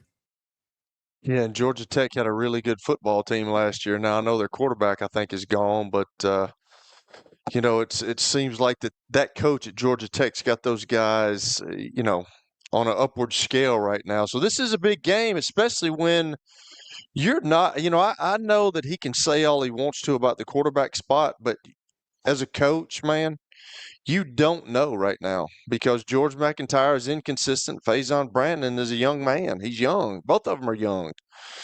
So, you talked about it, George. They lost the last two. Didn't seem interested. I think a lot of teams are like that because now they put so much emphasis on this playoff. If you're not in the playoff, your whole fan base thinks you're not very good. They're like, why aren't you in the playoffs? And then I think it has an effect on your team. You're like you said, I never thought Illinois would beat them, but they looked disinterested in that game. So the Georgia Tech game is a huge game. I think they started off with Furman, but the Georgia Tech is going to be huge for those guys, and it's going to be interesting to see just how this quarterback spot pans out for them. So, Lewis, I put the Vandy game at the end of the season here as a key game for one reason. You let Josh Heupel lose a second year in a row to Vandy, automatic hot seat. Automatic conversations. Absolutely. And going back to that Georgia Tech game, I mean, it's kind of been the same situation to start the year out for Tennessee each of the last 3 years. In 24, you take Iamaleava into Charlotte to play NC State at the Panthers Stadium. Last year, you're playing Syracuse with a new quarterback in Joey. Now it's going to be one of these two new guys that's never really set foot on, meaningful foot on a field for Tennessee football. This Georgia Tech game is just extremely important. Now, deep down, I believe Tennessee's better than Georgia Tech. A lot of Georgia Tech was based on Haynes King. Yeah, of course, right. Kelly has a lot of fun with that because he says I was leading Haynes King's Heisman Trophy candidacy. Hey, I was right there with you. That dude was legit. He's on the NIL. George gave some NIL money to him. I don't know if you know that, Lewis. But the problem is he's not there anymore, and his offensive coordinator Buster Faulkner, who I think did a heck of a job, is now at Florida. He played to the strengths of Haynes yes, so well, beautifully. Man. So well. But anyway, I think the Vanderbilt game is probably the most important one on the schedule because, golly, you go into Dudley Field with a full house of orange, and you drop that game, and maybe you drop it like the way you dropped the one you did this year. It's not a good look at all. Where Tennessee is clearly strong is the linebacker position. They are 3 or 4 deep of really good linebackers. One of those is a Nashvilleian, Edwin Spillman from Lipscomb Academy. We talked to him at the end of last week. You'll hear that interview next on the George Plaster Show. When I got my first car, my dad told me, keep the gas tank full and my number on speed dial. Now parents are telling their kids, save 615-242-9000 just in case. I'm Blair Durham. If you or someone you love is in a wreck, call us. We're here to get you the money you deserve. Venture Express has been helping people in this area for more than 40 years. They're headquartered in Murfreesboro with over 30 years of dedicated fleets involving production, manufacturing, and corrugated experiences. They're an asset-based company with over 700 tractors, 4,000 trailers, and 800 drivers. If you need their help, dial them up 615-793-9500 or log on to ventureexpress.com. You've heard me talk about the putting zone. Well, guess what? It's now open, and it offers a revolutionary indoor golf experience featuring state-of-the-art putting surfaces designed to replicate real-world course conditions. It allows players of all skill levels to practice, compete in tournaments, and connect year-round. Go by and see them at 3040 Sidco Drive and tell them Plaz sent you. Are you looking for expert medical care in Nashville without leaving your home? Medical House Calls brings concierge-level health care directly to your door. Whether you need urgent attention, ongoing primary care, revitalizing IV therapy, or medically guided weight loss, our experienced providers are just a phone call away at 615-838-2375 or go online, medicalhousecalls.com. It's easy to say good things about the folks at Strike and Spare Family Fun Centers. Number one, I trust them with something that's near and dear to me, the Plaster and Friends Celebrity Bowling Night. But more importantly, I see the fun people have. They enjoy the bowling, they enjoy the camaraderie, and you will too. Come by any of their locations and get ready to have some fun. Sports live here on 94.9 The Fan.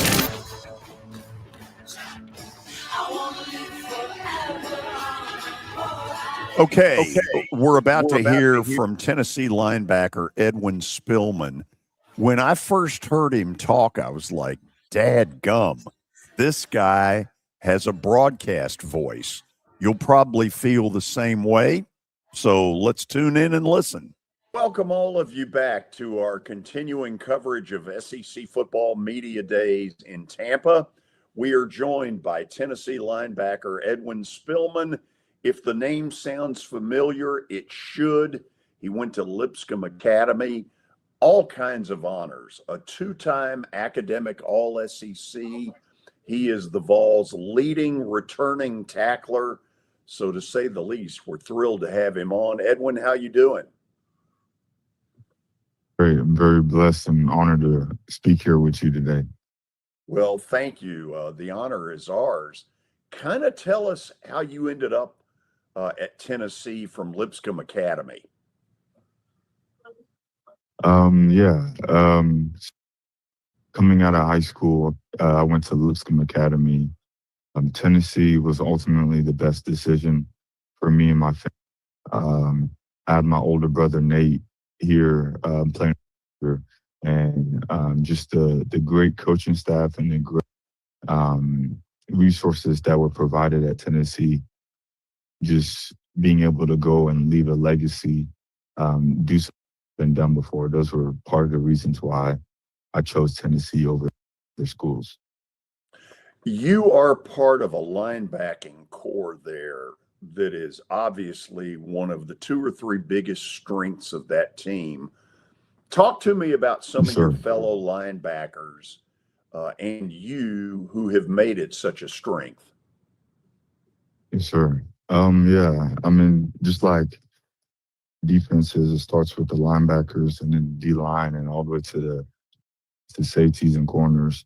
But it's really just, we got a great group of hungry working guys who just want to come in every day, give their all for Tennessee. And that's really just how the focus is every single day, whether it's lists or meetings or OTAs, stuff like that. Everybody comes in and truly gives their all for Tennessee. And I think that's how we're able to make long strides and do what we do.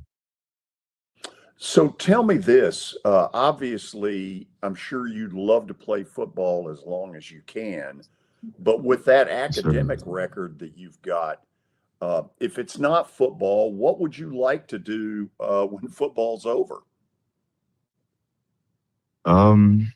Academically, it's already big important for me, just for the future and everything. But with my academics, I'm currently in the process of trying to get my real estate. So I'm just going in the real estate arena, and whether it's selling property or yeah, yes, sir. So Lewis is a young guy, and when he finally makes enough money to buy a house, Lewis, you got to do it through him. Yes, sir. Yeah, absolutely will. Definitely. Go ahead. Hey, Edwin. So I actually just graduated from Tennessee myself and worked with the Vol Network up there. So it's an honor to get to speak with you. Got the chance to watch you all of last season and really enjoyed doing so. I want to start with obviously the biggest thing that happened when it comes to news coming out of this defensive unit this offseason, and that's your new defensive coordinator, Jim Knowles. Talk about his style a little bit and how it gels with your style. I mean, what's been the best part of it so far, and maybe what's been the most challenging? I love Coach Knowles. I love his defense and everything he just brings to the full for Tennessee football. Obviously, I've known Coach Knowles because he recruited me out of high school too, and to build that relationship even further here at Tennessee has been something very surreal. Is astonishing and awesome. It frees up the linebackers and the safeties they do, and he puts us in positions to go and make plays, and that's all you can ask for. A DC who's at a very high level as where he's at, and yeah, it's just been awesome getting to study it with the guys and getting to walk through it and just getting to do the meetings and everything, picking it up very smoothly, and yeah, it's been great. Take us through what your off season has looked like a little bit. What's a day-to-day look like for you through the course of spring and summer ball and then going into fall camp? And then where do you think we'll see the biggest improvement in your game? And that means, you know, on the leadership side of things and on the linebacker side of things. Yes, sir. That's a great question. For me, I feel like this, the biggest strides I've made would just be overall pass rushing, getting more to the quarterback and being more disruptive in the pass rushing game. And I also say more just being able to play different positions and being able to skill set and levels, whether it's from me being outside of the box or me being on the box or me being on the line of scrimmage. It's all been just awesome to get to work with Coach Knowles and Coach Inge and Coach Eachus and all the defensive staff coaches. But my pass rushing is definitely one of the big things that I've improved a lot over this offseason. And my availability to just play anywhere on the field. Yeah, absolutely. You know, obviously watched you all year last year. Did the game slow down for you at all last year? Because in my eyes, it looked like you got more and more comfortable as time went on. And then with that, you come into a new system. How has it been getting adjusted to this new Jim Knowles system that maybe you didn't know a ton about coming into it? Because, you know, some people will say that Jim Knowles' defense is a little bit confusing or complicated and the verbiage is different. What's that been like for you?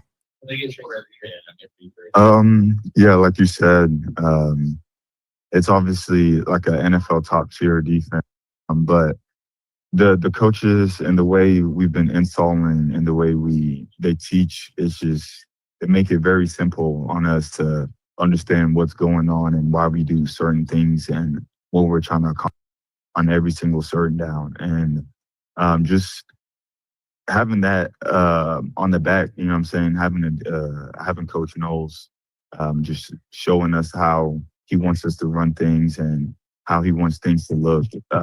It's just very eye-opening and just teaches you more about football and just the little things that you didn't know. And Coach Knowles just comes up and picks it up and talks about the ticky-tack little things that'll make you great one day. So, yeah, that's just my whole experience with it. Obviously, defensively, verbiage-wise, everything's pretty much all football terms, all of the verbiage is pretty much technically the same. It's just new system and then how they want to run it versus how, yeah, yes, sir. Right. And then talk about your room that you're in a whole lot, which is that linebacker room. And there's a lot of names that made big impacts last season. Obviously, you, Arion, Perlotti, Thielander, all those guys made an impact last year, and all of them could be, including yourself, could be absolute stars this year. What makes you guys work so well together? What makes you dangerous? I mean, it seems like that group could be one of the top linebacking cores in the country. So what makes you guys worthy of that title? Yeah, yes, sir. Yeah, yes, sir. I think it's just by the way we work, just starting in, day out, everybody comes in with a mentality to get 1% better, whether it's if it's a little thing or a big thing. So we make sure we harp on the little things and make sure everybody comes in with the mentality to attack and work every single day to get 1% better. And I think that's really what it is. That's what sets us apart, is just taking it day by day and doing the little things that'll make you great. And Arion's obviously the older guy in the room. He chooses to come back, and he was probably more of the vocal leader last year among that group. But now, you've been in this building for a little bit of time now. What does that feel like throughout this offseason to maybe be the guy that a couple of classes under you are going to start looking up to as a leader? It's been, just an awesome. I love just the feeling of having your teammates and peers look up to you and see and acknowledge the way you work and want to do that exact same. It speaks very highly, and it also speaks highly for the other guys like Thielander and AC and Amari and Perlotti. Everybody sees how we all work, and everybody brings it up from seeing how we work and how we do things and how we operate. And that's ultimately how linebackers are supposed to lead and do their thing, and then everybody else follows in and joins in. Who's somebody in that room that maybe we don't know a whole lot about right now that we might know a whole lot about at the end of this season? Right now, I'll probably say Jordan Burns or Braden Rouse or Jane Harmon. Those three. A lot of people don't know about them yet, but soon they will, though. All right, and a couple fun ones to end this out. Who's the Tennessee offensive player on the offense that gives you guys the most fits in practice? I like that. Gives us the most fits? Yeah, who gives you the most problems? I'll probably just say offensively, Dave Sanders, always good work getting to work with him. And then Deshaun Bishop is also great. Just a great runner and a great physical player too. So it's always fun competing with him. And then I'll also say some of the DBs too, some of the wide receivers too, like Staley and Mike, and even some of the tight ends. Just getting up to go against them and work, and just those are the fun parts. Yeah, and speaking of fun parts, this is the last thing. What's been your favorite moment, the most fun moment in the orange and white so far in your time in Knoxville? That's a great question. I'll probably say when we beat Bama my freshman year, that was probably the loudest I've ever heard Neyland Stadium. I was talking to my coach and my teammates and standing right next to them, I couldn't even hear a word what they were saying. So that was definitely one. And then last year, just getting to play in that Mercedes-Benz Stadium and getting that first win. I know that's where the SEC championship is, and just getting to be in that stadium and that feeling, and that was also very surreal. And also all the SEC games, all of them are, That's awesome. Edwin, we really appreciate the time. George, I'll throw it back over to you to end us out here. No, I just want to wish him the best of luck in 2026. Thank you for taking the time to come on with us. Yes, sir. I appreciate y'all. Thank y'all so much. Good luck, Edwin. He's headed to broadcasting. Kelly, listen to those pipes. He got a nice voice. I play with a guy at middle, and I saw him at the alumni deal, and I said, man, you missed your call, and you could have gone to Hollywood and been a voiceover. Like, he's got such a deep voice, and that's kind of like Edwin. He's got a deep voice, and you're right. I mean, he could do something with that voice, that's for sure. Sounds like James Earl Jones. Hadn't thought of that. I hadn't either until just now. You going to buy a house from him? Not with this job, George. So it's basically rent on the Plaster Show. Well, we try to make it. Yeah. Okay, here's what we're going to do. So we've given you a little bit of what all has gone on today. Oklahoma was also one of the teams. Who were the other two? Do you know? That were up there today? I don't have it in front of me. That's okay. We'll do it after the break. Anyway, I'm looking for 4 red-blooded Americans who want to talk some sports, who have strong opinions at 615-759-9949. 2 weeks ago, the phones were hopping. Last week, it was a little bit slower. So let's get it started right on the George Plaster Show. When I got my first car, my dad told me, keep the gas tank full and my number on speed dial. Now parents are telling their kids, save 615-242-9000 just in case. I'm Blair Durham. If you or someone you love is in a wreck, call us. We're here to get you the money you deserve. Are you tired of living with back pain? What would you do if the pain was gone? At the Dr. Gill Center, we've helped thousands of people over the last 30 years break free from pain and get back to living life. We're committed to your outcomes, and our caring team listens, understands, and offers real solutions to neuropathy, back pain, and joint pain without unnecessary surgery or medication. Choose the clinic that listens. Choose the clinic that cares. Call the Dr. Gill Center today at 615-882-4838. Let's make your pain-free life a reality. Baseball is just like music. You don't believe me? Let me show you. It's jazz, improvised and unpredictable. It's rock. The crowd explodes like a guitar through a wall of amps. It's rap, fast, sharp, all rhythm and timing. It's country, nothing but 3 outs and the truth. Do you believe me now? Look, no matter what music you're into, the hardest track in town, Nashville Sounds Baseball. Welcome to Hit City. Sports and Social at Green Hills Mall is the new home for our Football Night in Nashville promotion. Their food is terrific. Their TV setup looks like a race and sports book in Vegas. And if you're a sports fan, you can't beat it. Starting September the 4th, we'll broadcast from Sports and Social every Thursday night. There's Pop-A-Shot, great football, and the chance to win a beautiful Mikey's Motors golf cart. See you at Sports and Social in Green Hills Mall. Clarksville, get ready. Because when the doors open at F&M Bank Arena, the noise rises. At the Nashville Cats. The walls shake. And the Cats take control. Fast plays. Big hits. Non-stop arena football. Get in the den. Get your season tickets now.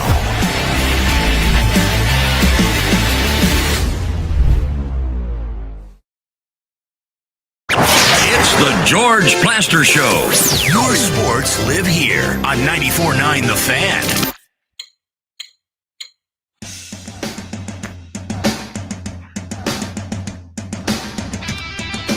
We're back. We're headed to the phones in just a second. If you want to get in, we've got room for you and time for you at 615-759-9949. I got, let me look there real quick. We've got 2 lines that are still open. So somebody take a leadership role and jump in. Kelly, as you know, that leadership is vitally important. Yeah, which a lot of times you don't show much of. Ooh. Rapid fire, man. Yeah, that one ready to go. Same to you. Yeah. Get it started right, baby. Spence in Old Hickory. Welcome to the show. What about it, guys? How you doing? Let's throw a few Tennessee bones out there since you had the coach and one of his guys on. Let's do it. Well, Heupel's a good coach, done a great job since he's been there. He's got to have a good running game for his quarterbacks. And we're going into the season this year with no experience. That concerns me. Oh, and I think it should. Look, basically, Vandy's in the same position as we'll find out tomorrow, whether it's the young guy, Jared Curtis, or the other one, Blaze Berkowitz. This is a league that, to me, Kelly, it's a recipe for disaster if your quarterback's never played. I told you back in the day when I grew up, before I started playing college football, the quarterback was just a guy that you could put in there and you could hand it off to all these big name running backs in the SEC. But now, if you don't have a quarterback, it's just like the NFL. You're behind the 8 ball, and that's what all these coaches try to go out. And I'm like Tony Basilio. I thought that UT would be a little bit more involved in the transfer stuff, but they obviously felt good about what they had. But I don't know. I think everybody, Spence, is the same way. I think all Tennessee fans right now are really worried about what's going to happen at the quarterback position. And hopefully you get one and you can, just like Heupel said in his press conference, hopefully when we get him, we can keep him for a while. Spence, but that's kind of been I think the one thing that if you're a Tennessee fan you can hang your hat on is that this has been the scenario with Josh Heupel ever since he got there. He's never had a returning starter at the quarterback spot, and he played quarterback himself and won a national championship at Oklahoma and got close to winning a Heisman Trophy too. The thing is, the guy knows how to talk quarterbacks, and he's had success with new guys every year that he's been there. So I can't, they really have a lot of confidence in this Faison Brandon guy, which I think is going to be the guy. So I think we just got to trust in him. And, he's done a good job with new guys this whole time. So it's been the same situation year in, year out. He's definitely a quarterback coach and knows what to look for. These kids now, as I like to say, they are going up now against defense that's much faster than they played against in high school, which is going to be a problem. And now let's look at the defensive side of Tennessee. They'd have to be better than last year. That defense was awful. It's you could put those corners in my boat taking the lake. They couldn't jump out and hit water, but I'm hopeful. I'm hopeful. Yes, Kelly, don't forget, you got to get Boots on here to tell us how college football is going to wind up. I talked to Coach Donnelly the other day, and he told me he didn't want to talk to George, Spence. So what do you? No, he did not. He did not say that. I asked him because I talked to him. I said, Coach, and he's like, I don't want to come on there with George, son. I'm not doing it. He never said that. Have a good one, guys. Thank you. See you, brother. Hey, he did tell me the other day, though, George, when I talked to him, he said, I talk to your brother all the time. I said, okay, who's my brother? He said, well, George. He said, I see a lot of similarities in the both of you. I said, hey, forget you, Coach Donnelly. Wow. I said, you got such a smart mouth at 82 years old. It's ridiculous. What did he think were the similarities? I don't know. I didn't go into that because it really repulsed me when he said that. Clay in Nashville. Clay, what's going on? George, for the first time, I actually was able to watch some of the show off the link when Coach Heupel was on, and then when y'all were talking to that player. So this is for Kelly. I did not listen to any of the first hour of the show, but personally, I think your shirt looks very nice today, so I hope he hasn't criticized it. You talking about George? You talking about me, Clay? I'm talking about George's shirt. It looks very nice. George's shirt is George. I mean, it's been it in the caught closet strays. with mothballs, and I'm sure you've got a bunch of those as well, Clay. You know. Hopefully, Clay, George, hold on a second. Clay, do you think I give a damn what he thinks about my shirts? Probably not. No, absolutely not. So I guess Tennessee was probably the last team today. The other two teams, by the way, were Kentucky and Missouri with Oklahoma and Tennessee.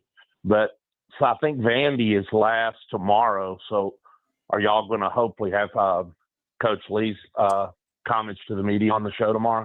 Yeah. Yeah, and we'll try to do that. Look, it's not always exciting radio, but it's fans want to hear from their coaches, and we will do the best we can all week to deliver that. Why do you think they chose to go to Tampa this year, George? I just remember the year they took the SEC tournament there, and it was kind of a disaster. They didn't even sell it out. I just thought that was kind of interesting that they had it there. Yeah, I'll admit I don't get it either. I don't know if they've been feeling pressure from the University of Florida to get, something to happen. I think it's a strange place to have it. To me, it makes no sense whatsoever. But you know what? They didn't ask me. Yeah. Have a great day. Great show as always. Thank you. I was excited to hear that. Anybody got better theories? No, I have no idea. They've had, the coaches meetings in Destin at times, but they've never had, and we heard Sankey talk about it, they've never had media days in the state of Florida, which would make sense to maybe go down and have it in Destin or, I don't know, closer to Gainesville. But I was happy to hear that it's coming back to Nashville next year. Yeah, where it should be. Yes.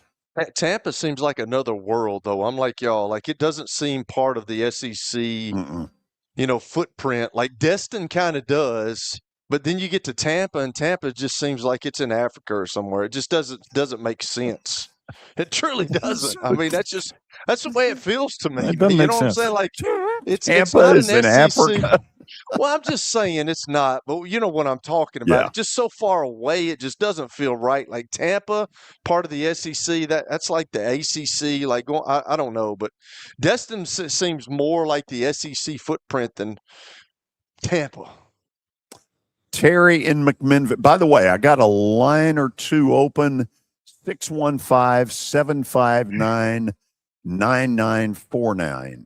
We'll have time. If you want to get in quick, get in quick. Next up is Terry in McMinnville. Terry, what's going on? Hey, George. How are you doing? I'm doing good. Hope you are. I'm doing good myself. Really enjoyed the press conferences today. I really want to hit on the Greg Sankey situation and him wanting to add another game to the SEC. And I just think it's a mistake. I think the SEC is already tough enough. And if you're adding another game, that just adds wear and tear to the other teams, as well as really hurts the potential records of these teams trying to make the playoffs. Because, again, SEC has a tough schedule. And these other conferences like the Big Ten, the ACC, and Big 12 aren't doing it, if I'm correct in that. They're not pledging this situation. And why should the SEC make life harder on itself when its biggest competitors aren't doing the same thing? Yeah, but they are. Big Ten is playing 9 conference games. Okay, so Big Ten is doing the same thing. Yeah. Now, look, what this comes down to, who's kidding who? ESPN basically walked in and said, okay, look, the week before Thanksgiving, we get too many UT Martins, tired old Louisiana Monroe. Yes, tired old Monroe. Monroe, when was the last time they hosted a game? I don't know, George. That's so bad. But I mean, that's basically what it got down to, was that last week before Thanksgiving, you had too many directionals. UT Chattanooga, Alabama. Nothing against UTC, but they don't need to be playing Alabama. And so what ESPN said was, okay, if you'll go to 9, we'll sweeten the pot. Let me add something to that real quick, too, because I think that the SEC wanted to follow suit with the Big Ten to say that they're playing the same kind of conference schedule, but at the same time, the Big Ten's conference schedule in those 8th and 9th game, you're probably playing Rutgers and Maryland. As in the SEC, you're playing SEC opponents week in, week out, whether that's the bottom of the conference or not. The competition is still tough. It's not Rutgers or UCLA or Maryland or Purdue, So anyway, Terry, I got to run. I got a couple more I want to get to real quickly. Let's go to Frank in Smyrna. Thank you. Frank, how are you? Good, George. How are you guys? Doing good.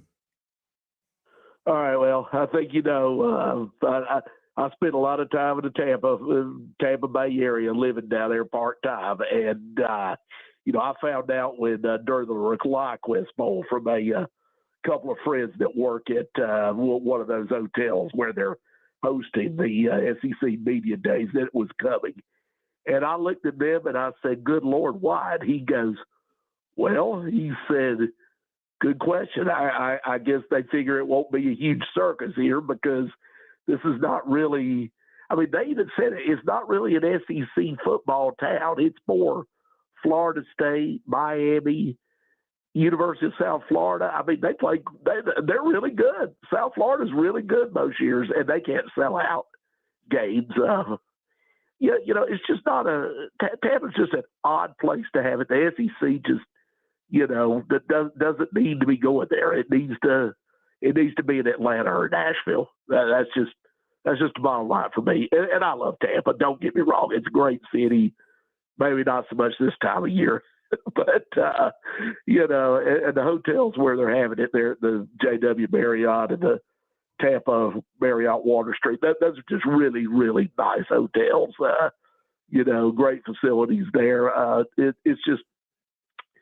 I don't know, but I'm with you guys on the why it's in Tampa. It doesn't need to be there again. Nope. I'll tell you that. It's unfit. Yeah, and George, signs of life from our Braves in Atlanta. We can talk more about that later. Signs of life. Signs of life, Kelly. Runs scored. Yeah. Pitching staff. Both you and Frank are still looking in the rearview mirror, though. Well, the rearview mirror is springing a few little leaks itself. Phillies pitching, Braves pitching, starting. Yeah, it's Chris Sale, and that's all we got, Kelly. We got Bryce Elder going tonight. The over/under is 3 1/3 innings. Lord help us. Help us. That's all I got to run. Yes, thank you, George. See you guys. Let me get to JP from Buffalo, who apparently is in Gallatin. JP, I'm confused. No, that's okay, George. We moved out here about 5 years ago. We love the people. We love the style, and we ain't got to worry about 20 feet of snow anymore. So let me ask you, what kind of legacy did Kelly leave in Buffalo? Not much. Look at it. Go ahead, Kelly. Don't let them beat you up about it. We got a new stadium. My question to you is, with all the acquisitions that we made in the offseason, Josh Allen going on his 6th, 7th year, do you feel that we really have a chance this year? to win the AFC, take over the Kansas City situation, and then move on and maybe get to the Super Bowl? Man, JP, I hope so. There's nothing better than a fan that's in Buffalo, man. That's a great place to play football, and they love the Buffalo Bills. I just worry about, and I've said it on the show, and I even said it last week, my whole deal now is Josh Allen is one of the better players in the league, if not the best.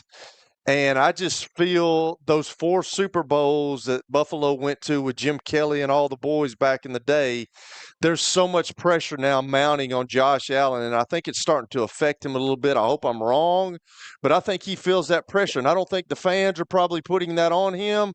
But there's just pressure with that because they're really good, and I'm scared that they're, with Sean McDermott. I like Sean. I knew him. I was with him for a little bit. I don't agree with what they did, but they did it. So we'll see how that works out. But I just worry about Josh, man. I really do. I'm afraid that my Bills are kind of ruining the time with him. And, it just so happens that he's up against Patrick Mahomes and the Kansas City Chiefs. And hopefully they can get over that. Hopefully they're not going to be what they are. I'm for the Bills, obviously. But I hope that the pressure is not mounting where it's too much on Josh Allen right now. That's my concerns. Yeah, and I feel the same way. It's just no different than the Saints. Like, they had to break the curse with Drew Brees. So, I think they got a shot. I mean, this is something in the past. If we can just stay healthy, I think we might got an opportunity. We could always beat Kansas City during the year, but when it comes down to the playoffs, they smack us in the lips. That's right. That's right. Hey, call us back back, sometime. brother. I want to hear about Kelly's legacy. I deliver pizzas, work for Jet's Pizza out here in Gallatin, and I grind, but I make sure that I listen to y'all every day, and I appreciate y'all, and y'all keep doing the good work that you're doing. Thank you. Appreciate your Thanks, listening. brother. Kelly, but what about the fact that Kansas City was a 6-11 football team last year? Does that play into it at all? No, because I think it shows you how important Patrick Mahomes is to that team, and if he comes back and he comes back healthy, they're still one of the top teams in the AFC. So, and Joe Burrow too. If Joe Burrow can stay healthy and he comes back and he can get a little bit, there's so many great quarterbacks in the AFC that it's kind of up for grabs. But I hope Josh Allen and the Buffalo Bills get over the hump because obviously my team, I'm for them. Okay, close out the show quickly in style. Thank you for the call, by the way, JP. All right. We'll see you later. Have a great day. Take care. You got to win. It's about dang George. time. Good Lord. You're 20 Okay, over, You took a layup, though. I did take a layup. Did you? Did I give you? You did not give me a bet. I did not give you. Well, let me make very clear. It's like, what are you talking about? In the final 20 seconds, the Red Sox have won 13 in a row. Tonight, they're at home against Baltimore. You know what? 14 is right around the corner. Go Red Sox. Tomorrow, Tony Basilio and Vanderbilt football coach Clark Lee. Thanks for being with us.